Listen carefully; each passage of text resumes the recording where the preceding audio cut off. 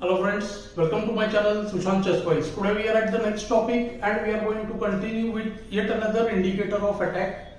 We are looking at the next indicator, that is the vulnerable 7th and the 8th ranks. We know that back rank mates are the most common thing which happen in not only beginners games but they form very important tactical or positional sometimes aspect in master games as well. Like we have this one here. Here it is Kasparov white and the game actually ended in a draw. White somehow has a very unusual tactical idea based on the back rank.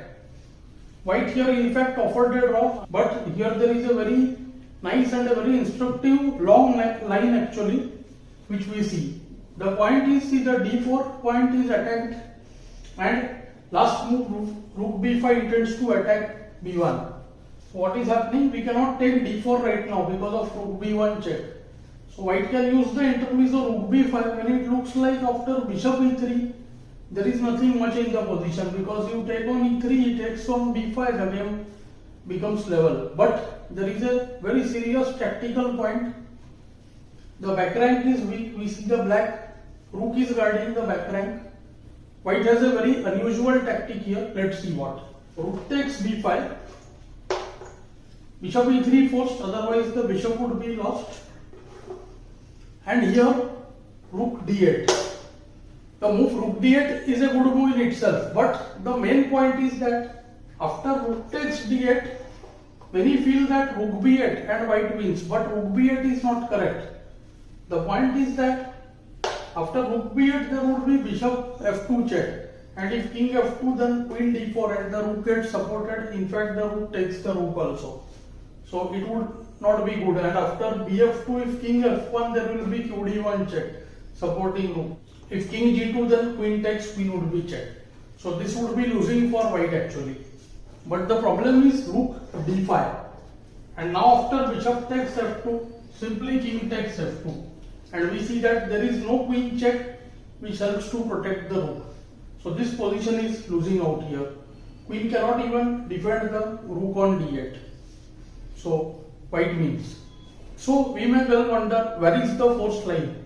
The point is that here after the move queen takes b5, now there are some complications, because rook f8, king f8, qb5, ab5, fe3 would be better than it would be for black. Black king is coming out fast and the white structure is bit weakened.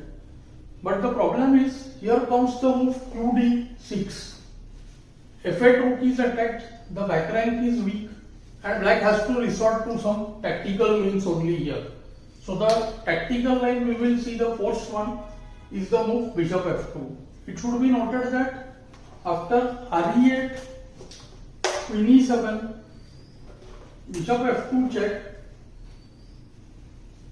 just kg2. This time king f2 loses to qb6 check and the rook is lost. But after kg2 we see that there is nothing that black can do. At the most qc6 check, and now comes king h3 and white wins. So black has to go with the move bishop takes f2 directly. Now king takes f2 forced, and now black starts giving checks. This is what white has to see properly, how to avoid the queen checks. If kg2 then there was qd5 check which would have equalized. So queen f5 check. Now again king g2 blunder because of qd5 check. First king g1, forcing qb1 check, kg2, qe4 check, king h3, queen f5 check, g4, king h4 would have lost to queen f6, queen f1 check, kg3. The white king intends to hide from the middle of the board. So to queen g1 check, kf3, queen f1 check, ke3. Now there are two interesting variations. One is qh3 which happens to be the main move, and other is qc1. After qc1 there is just king f2 and we see that it's a no check position. So black could try qh3 and now ke4 blunder because of f5 check, which will allow space on f7 to the black king. King f4 blunder because queen h2 check, queens get traded.